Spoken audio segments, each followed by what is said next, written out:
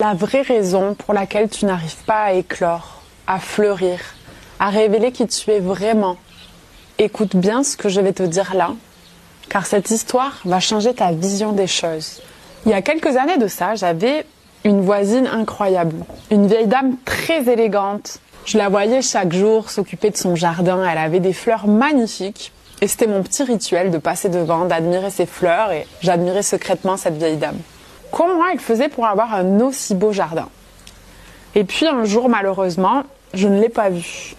Plusieurs jours ont passé et je ne la voyais pas jardiner. Et en même temps, je voyais son jardin commencer à dépérir. Et je commençais à vraiment m'inquiéter pour la vieille dame. Je me dis, mais est-ce qu'il lui arrivait quelque chose? Et puis ça se voyait sur son jardin.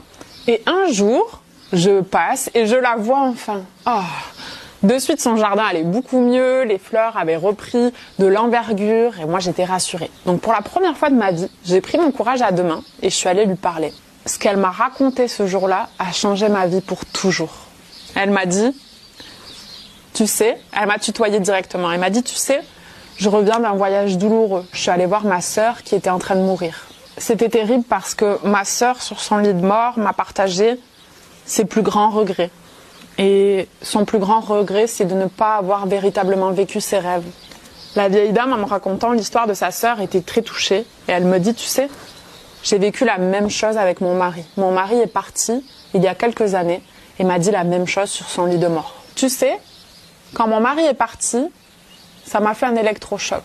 Moi aussi, j'étais en train de laisser passer ma vie défiler devant mes yeux. Elle m'a dit, c'est comme ça que j'ai commencé le jardinage. Elle m'a dit, j'ai appris en jardinant à faire éclore qui j'étais. Les fleurs m'ont enseigné l'art de révéler qui je suis. Elle m'a dit, regarde bien les fleurs.